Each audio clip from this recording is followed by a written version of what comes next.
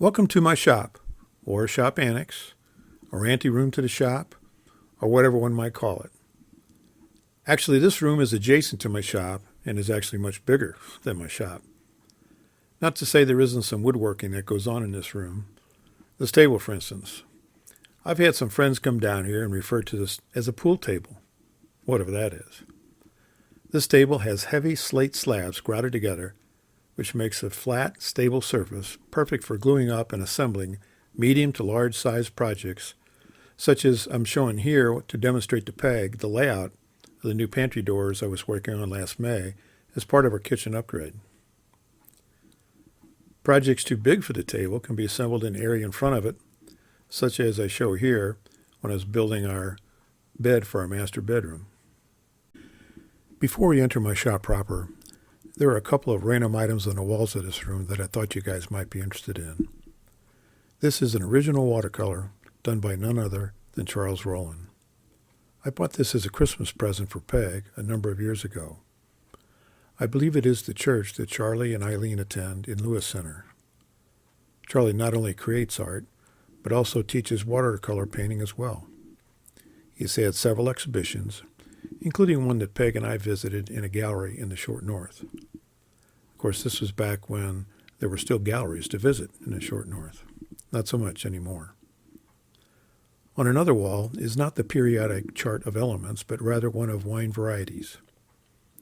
Peg recognizes only the lower left portion of this, because to her, if it ain't red, it ain't wine.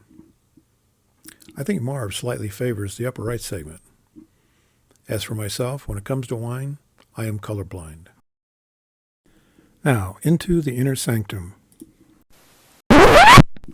Wait! Stop! Before we enter, I want to claim that my shop is very organized, but it appears cluttered. When I first established the space as a shop, I had one power tool and 4 benches. As I added power tools, I reduced the number of benches, so now I only have 1. The shop has evolved. If I had started with the complement of tools I now have, I would lay out the shop very differently. But it is what it is. Be kind. Storage space is at a premium. Yes, it is a small shop.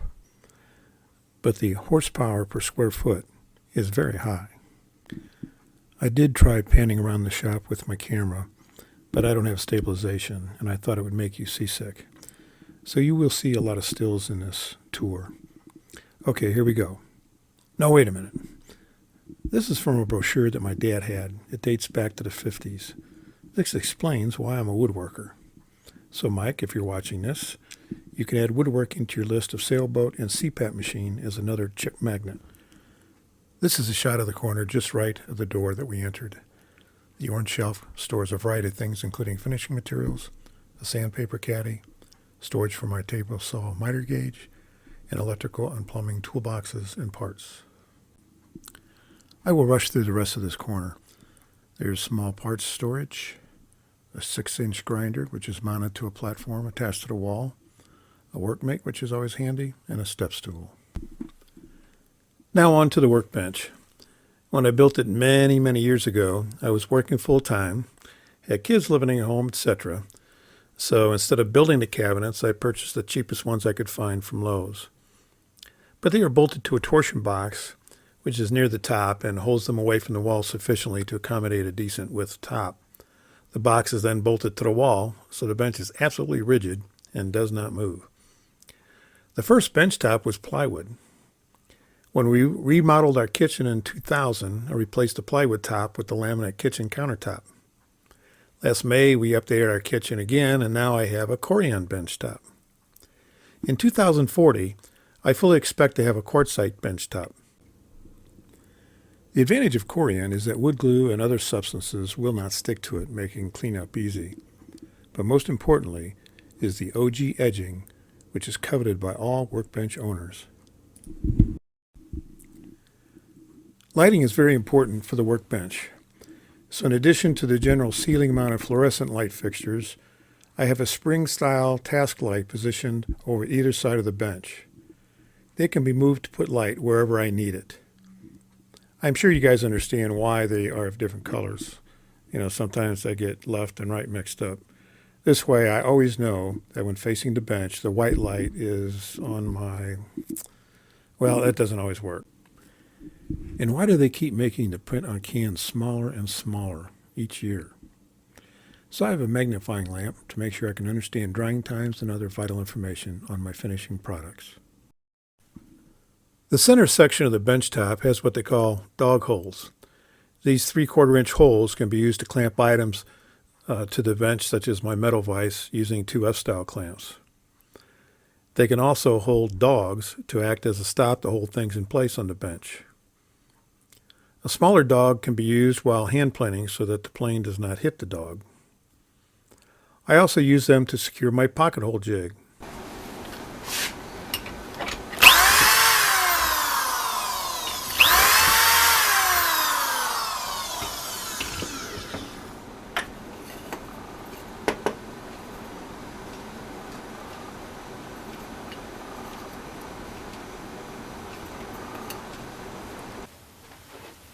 I only use pocket holes where they are not seen, but they come in handy for some operations such as fastening face frames together. The wall over the bench holds frequently used hand tools, most of which are not woodworking specific and would be found in most shops. Some of the saws in the upper right hand corner are probably more woodworking specific, and I use chisels a lot, but they aren't exclusive to woodworking either. Now these chisels are used for creating mortises using the drill press and are probably the most woodworking specific tools on this wall. They make square holes using round drill bits, sort of. On the left side of my bench, I have an 8-inch variable speed grinder. I bought this mainly for shaping and sharpening my lathe tools. With variable speed, I can run them slower than on my 6-inch grinder, which means less material is removed, and therefore they last longer. I also have a Wolverine sharpening jig mounted underneath the grinder that helps hold the gouges at the proper angle when sharpening. Why did I keep my 6-inch grinder? Am I a tool hoarder? Actually, my smaller lathe tools are too short to fit on the proper angle on the 8-inch grinder. Below the bench top and between the 2 cabinets is a compressor. It is the typical 6-gallon compressor, which I've connected to a retractable hose reel.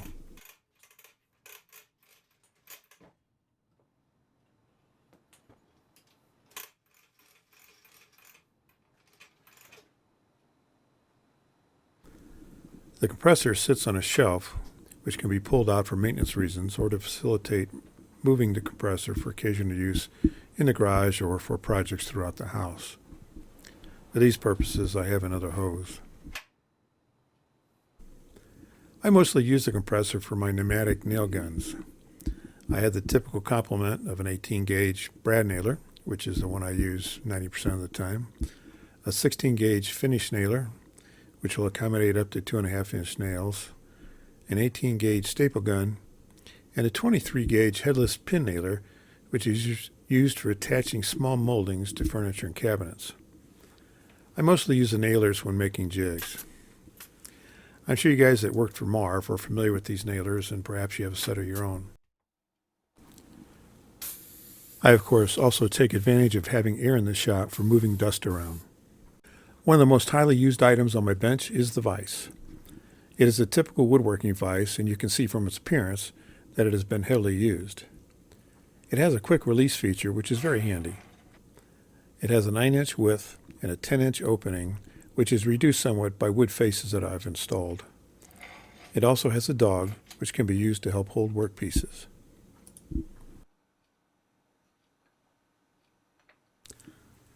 Of course, the vise is handy for holding workpieces vertically, such as this scrap of oak. This first plane was my dad's, and it's a Stanley No. 5. He scribed his name on it, as he did with most of his tools. The patent numbers are on it, and they date from the 1930s, so it could have been my grandfather's, who died in 1939. It has a very thin iron, which I could replace with a thicker one for better performance, but it works okay. This next plane is a Stanley Sweetheart No. 4. It has a much thicker blade, and it's much less prone to chatter. It works very well.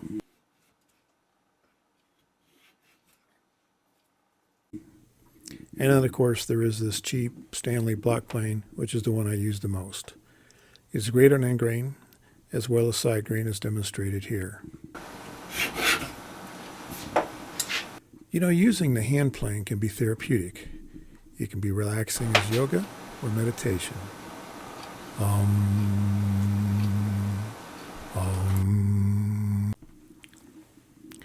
This is the south wall of my shop, so the bench is off camera to the left.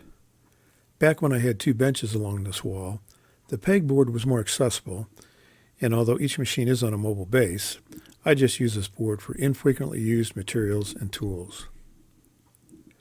The machines along this wall are my router bench, which I have to pull out to use, but it is the lightest and the easiest of all the tools to move. Next is the thickness planer, and it's mounted on a storage cabinet. There's a platform over the planer, which hosts a sander and a little used 9-inch bandsaw.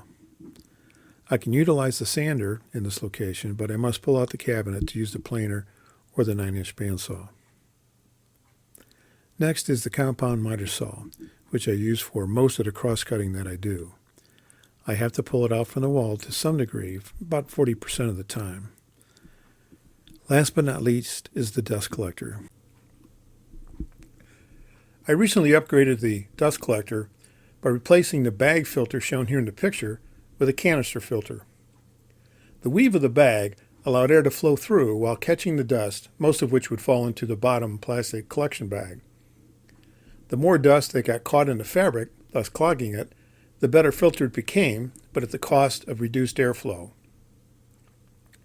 While we have this picture up, you can see the router table before I enclosed it for the purposes of dust collection. You can also spot the planer, which is installed on the storage cabinet, but does not yet have the upper platform, which came much later.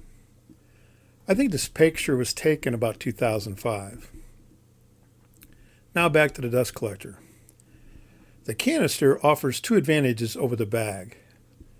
First, it has a pleated filter with much more surface area.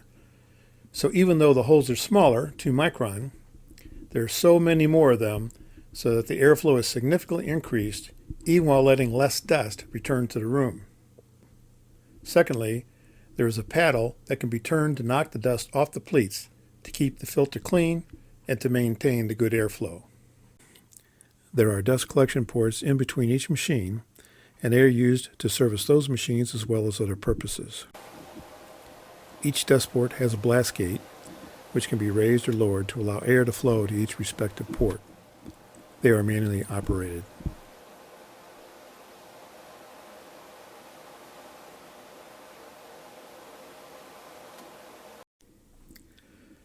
This pipe carries dust collection across the ceiling to the opposite side of the shop, where it branches off to service various machines. On this north side of the shop, there is considerable horsepower, including the jointer, bandsaw, drill press, and table saw. The jointer can be used in its place beside the bandsaw about 50% of the time. For longer boards, I only have to pull it out about a foot. However, I pull it out to get it out of the way about 75% of the time when I'm using the bandsaw. The jointer and the planer team up to mill rough cut lumber. First, I use the jointer to get one flat face. You can see the saw marks and ridges left by the sawmill. It will take several passes to make it flat.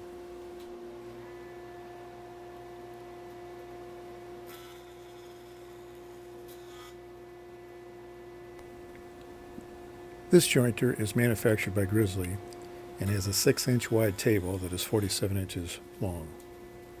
The wider the better, but as they get wider, they tend to get longer, so this was the right size for my shop. I got this jointer in 2003.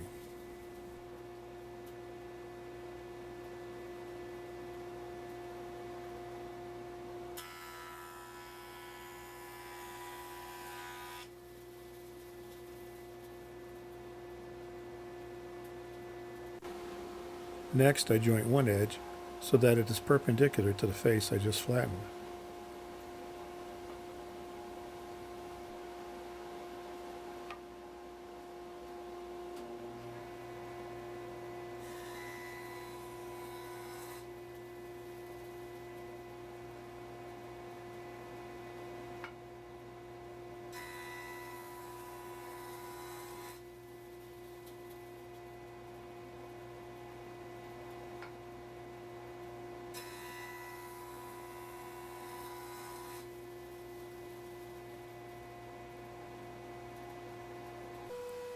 Now I use the planer to make the other face parallel to the flat one.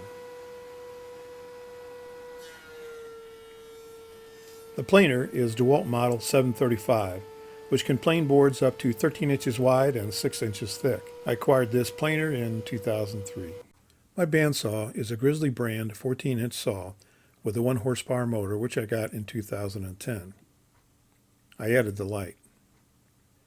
You can rip boards on a bandsaw using the fence, but is limited to a maximum, in this case, a width of 13.5 inches, or nominally 14 inches. Also, the cut is not as clean as it is on a table saw, so I typically use it for cutting boards to rough width. Boards can also be cross-cut on a bandsaw using the miter gauge, but there is again a limitation of 13.5 inches in length. The thing the bandsaw does better than any other tool in my shop is resaw. For that purpose, I made this taller fence that attaches to the regular fence to provide more support for resawing taller boards. Resawing is splitting a board into 2 thinner boards. Let's say you have a board that is 1.5 inches thick and you need one that's 1/2 inch thick. Instead of planing away over half the board, you can resaw it into 2. Much less waste and much less wear and tear on the planer. I have added a 6-inch riser block, increasing the maximum resaw capability of this saw from 6 inches to 12. I have other jigs and attachments to the bandsaw, such as this circle cutting jig. The table is 14 inches square and will right tilt to 45 degrees. This comes in handy for cutting the corners off of square turning blanks to reduce the amount of lathe work to make them cylindrical. Maybe the bandsaw's biggest contribution is its ability to cut curves. The smaller the width of the blade, the smaller the radius of the cut is possible. I have blades with 3 different widths: 3/8 inch, 1/2 inch, and 3/4 inch. The 3/4 inch is the only one I use for resawing, but it can also cut gentle curves, such as on the wine rack I made for my wife this past Christmas. As you can see, the rack is made of 2 separate pieces of cherry, separated by stainless steel rods. Looking at the front view, you can see that it is gently curved. But the same curve exists on the side view. To accomplish this, I first made 2 templates out of MDF, one for the front and back, and another for the sides. I drew the shape using a French curve. Then I cut them out on the bandsaw and smoothed the lines using the oscillating spindle sander. I used a hole saw and a drill press to cut the holes for the bottles. By the way, did you notice the OG edge on my workbench? As you can see, when I lay the front template on top of the side template, that the curves are identical. I used the front and back template first to mark the 2 pieces, then when they were cut to shape, I used the other as best I could on the now curved surfaces to shape the sides. She liked it. She really liked it. In 2002, I got this Delta 16.5 inch, 3/4 horsepower floor drill press. I stole the light from the 9-inch bandsaw. I added this XY vise to it for hogging out mortises. And then I made a more woodworking friendly table with a 2x4 cleat on the back of it that fits into the vise, making it very easy to put on and take off. I made the table and fence out of oak. I also made this caddy to hold Forstner bits. Forstner bits are great for making flat bottom holes. The largest I have is 2 1/16 inch diameter. Brad point bits are great for drilling holes with precise edges, and the sharp centering point makes for accurate positioning. The table saw is manufactured by Jet, and I got it after having a kickback accident using my contractor type saw in 2003. The saw has a left tilting 10-inch blade driven by a 1 3/4 horsepower motor. It has a 32-inch ripping capacity and a 24-inch cross-cutting capacity utilizing a sliding table. There is a 4-inch desk collection port in the back, and I added desk collection to the blade guard assembly on the top of the table. I do like the fence on this unit. It's got a scale here, which is very accurate. I had to recalibrate it once I put a thin kerf blade in there, but I haven't had to do anything with it since. I can set it on a reading, and when I rip the board or cross cut it, it comes out exactly to that measured width. It's easy to slide back and forth. It really clamps down just in the front here. There was some criticism that if you stood in the back and pressed on the back of it, it could move 3 millimeters. So I remind myself every time I make a cut, don't lean over the saw blade, reach in the back and press on the fence, which is stupid. Cursor works very good. This is a micro adjust. When you press down on it, you can move it just a little bit. I don't find that handy. I can just tap it, usually get it right where I want it to go. Another feature that the saw has is that the on-off control can be repositioned along the rail anywhere you want. So if you're left-handed, right-handed, or if you're doing some special operation where the board would block access to the switch, you can move it to wherever you want it. So in this saw, it's a little better than the other one, but you got maybe 11 inches between the miter saw positioned at the edge of the table and the leading edge of the blade. So you can't really get a board in there that's wider than that unless you start pulling this off the table. And it gets unstable, wants to fall, and of course it's not real safe. So the big advantage of what attracted me to these sliding tables is that I can now slide this back, and I have a 24-inch cross-cutting capacity. So that's really good. And both of these hybrid saws, both of the Walton Jet, had these tables, but sliding tables at the time were usually very expensive if you bought one aftermarket for one of the bigger saws. Now they have much more capacity in this, but I thought for this small shop, having a 22-inch capacity, it's over doubled the capacity I had for cross-cutting before, was a huge advantage. And that's one of the things really attracted me to these saws. The oscillating spindle sander sits inside a cabinet and is tucked away under the rails of the table saw when not in use. Leaning in front of it is a table I use when sanding larger pieces, which I will demonstrate later. This is where it normally sits when in use. To move the cabinet, I press down on a metal pipe and lock it in place by moving it sideways into a notch. The pipe acts as a lever to move wheels into place. Then I can just roll it around. On either side of the cabinet are spring assemblies that counterbalance the weight of the sander. The top of the sander is cast, and it is surprisingly heavy, especially when having to bend over and lift it up from inside the cabinet. This is a receptacle for a wooden peg which holds the sander in place once it is lifted into position. Here it is in the upright and locked position. Notice the kind of odd shape and small size of the table. I was surprised how this shape seemed to dominate spindle sanders in this price range, but I surmise it is manufactured by one company and many others put their brand on it. Anyway, it works well for small pieces. The sander has surprisingly good dust collection. I am demonstrating the sander using a piece of scrap. Notice how the spindle rotates while moving up and down at the same time. Of course, it excels at sanding curved surfaces, such as the holes in this wine rack.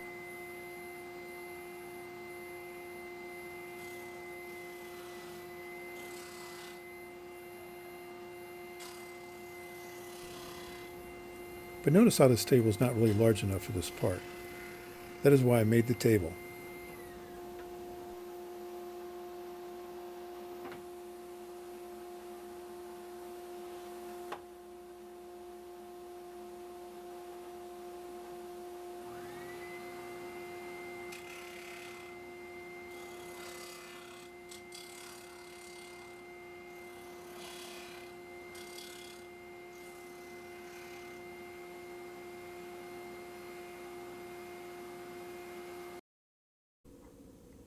There are a variety of spindle sizes and an optimally sized insert for each spindle.